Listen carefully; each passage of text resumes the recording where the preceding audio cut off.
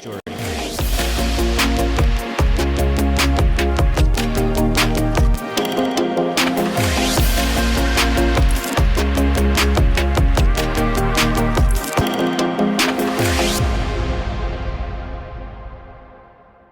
everyone, welcome back to the Post-Roe show. It is officially day 3, our last day, and it's the summit today. And I'm very excited, and we have lots of things planned, and I'm hoping to get interviews with some people.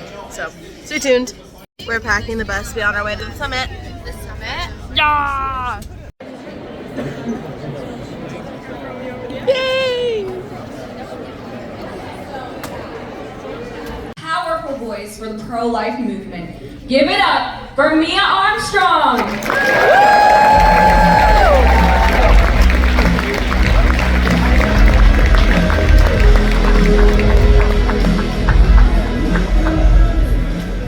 Hello, pro-life generation!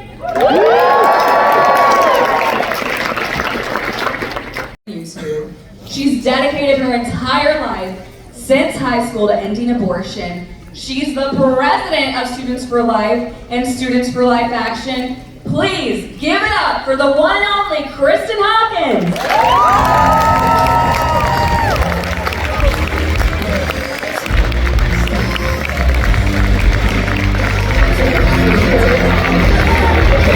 Good morning, pro-life generation! I'm so excited to see all of you here today. And President Trump, you freed the peaceful pro-life protesters. You issued an executive order banning taxpayer dollars overseas of abortion. You even pulled us out of the pro-abortion WHO. We, the pro-life generation, gathered at the National Pro-Life Summit, have one thing to say to you.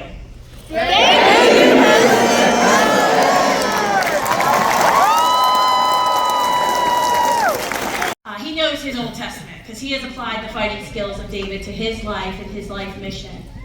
And more than you know, and more than I am legally allowed to tell you, he is a big, big reason that I say I have real hope in what will happen in Washington, D.C. in the next 4 years to save lives. So at this time, I would like you to rise and welcome a husband, a father, the host of the Charlie Kirk Show, founder of Turning Point USA, a fellow David helping us to lead the pro-life revolution,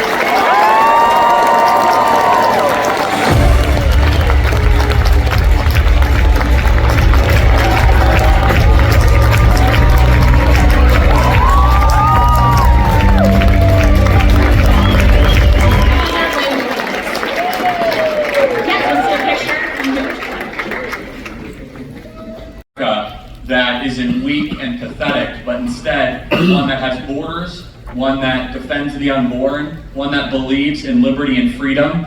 It is amazing to see how quick America can get back on pace and back on track. I have a couple of messages for you guys in a couple minutes here. Number one, it's very important to know that you guys have an amazing ally in the White House in the fight for life. Both President I have to admit, I am absolutely fangirling over this next speaker because she is who that movie is about. Our next speaker is an incredible woman. She knows a thing or two about wading into dangerous waters and coming out on top. She was an amazing surfer, survived a shark attack, and is now a powerful voice for life and for mothers. Please give it up for Bethany Hamilton!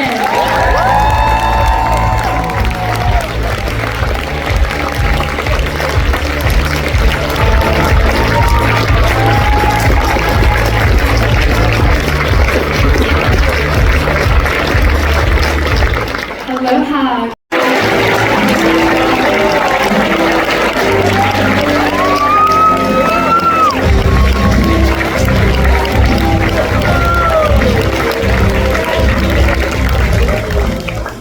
From Dr. Ben Carson, you're wondering why I have wandered randomly on stage. I'm wondering also, actually. I'm Matt Walsh. I guess I should start with that. I've been given. Thank you. I've been given just 2 or 3 minutes to briefly tell you about a very important event Figure out what a woman is? Family life, what it means to become successful and persevere. So I am honored to welcome to the stage the iconic Dr. Ben Carson.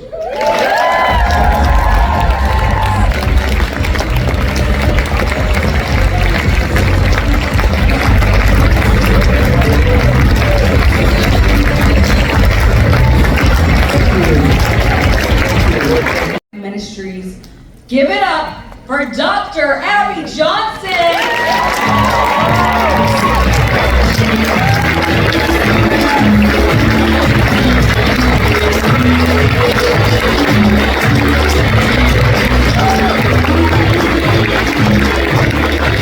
I kept forgetting to record, but we just left the summit a little while ago. So we're on our way home officially, and hopefully I'll be able to get interviews with some people to ask them like their favorite parts, their favorite memories from this march. But I'm very excited, and I know I didn't take a lot of interviews at the actual summit, but hopefully we'll get some of the regular people instead of the famous people. But we got to know some people at the march, and I'm very excited. Wait, my eyes look good. Why do I look like I have like a... Do I look like I have like a... You know the goggles, the goggle eyes? The goggle eyes when you're swimming? Say hi, girl. Hey. Hi. We're here with Ella. First is, what's your favorite part of the march? Okay, so this is gonna sound kind of silly, but I lost my megaphone. Well, I didn't lose it. I had to sacrifice it. And I've been trying this whole trip to make it a pilgrimage and not trip. Which I just said trip, so. Either way, a pilgrimage. And I guess I learned from a culture project missionary named Isa that a pilgrimage is really anything that leads you to the Lord, and that sacrifice that I made of giving up my megaphone to go in to the rally and keep on saving the babies was one that just, it really opened my eyes. There's more to life and life with Jesus and with saving babies than a silly old megaphone, and it just really opened my eyes and gave me a new outlook on the pro-life movement. That was a good one. Thank you. We're here with Isabel, and your question is, what's your favorite part of the trip? Okay, so before I came, like when we were on the way here, my grandma passed away, my great grandma passed away. Very sad to hear on the bus ride to Washington, D.C. I thought my weekend was ruined. I thought I was gonna like have a horrible time, and I got to the opening mass, and I was just in awe. When the prayer session came out, I started crying. My tears started rolling down my face, and I realized that God was with me, my grandma was with me, and it was all gonna be okay. And I ended up having a great time. Also, this weekend, I had the opportunity to veil at our second mass at the crypt, and it completely changed my entire life, my entire perspective on church in general. So at the summit today, I bought my first 2 veils, and now we are going to start a veiling culture at my home church, and super exciting. Yay! Amazing time this weekend, even with the passing of my grandma, and I just know everything's going to be okay, and that God and my grandma are walking with me at all times. Oh, that's fantastic. Thank you. You're welcome. I'm here with Cindy, and the question is, what was your favorite part of the trip? So my favorite part of the trip was the first mass and all the beautiful artwork and the architecture. I just saw God everywhere in there, and specifically the favorite part is when the priests and the cardinals came out and everyone was singing, and I felt God. I felt so loved, and I felt, how could I ever doubt him? How could I ever? I can't find the words. Just felt so happy and so loved. That's such a good one. what's your favorite part of the trip? Hi, so my favorite part of the trip was definitely being able to see all the brothers and sisters and priests. I was able to sing in the choir that Allison Stump led, which was amazing, by the way. And so I was a soprano, and I got to sing with some amazing Carmelite sisters. And I met a really good sister. Her name's Sister Ella. Go Ella! She was amazing, and just being able to see so many priests and religious, and like they're such normal people too. Like they're not any reason. Like they're just so fun to be around too. So that was definitely my favorite part of the trip. Thank you for sharing. I'm here with Ava again, and her questions. What's the favorite part of the trip? My favorite part was when Kristen Hawkins walked past me and she looked at me in the eye. I wasn't even smiling at her, and she goes, and I looked at her and I did back to her, and I was like, total hype moment. I just felt like very loved by her, even though she doesn't even know who I am. That's awesome. Thank you. Yep. Here with John Paul, and his question is, what's your favorite part of the trip? My favorite part of the trip was singing with the ukulele in the stairwell at midnight last night. That was awesome. Oh yeah. Well, that sounds fun. I got to the room like half an hour late, but it's okay.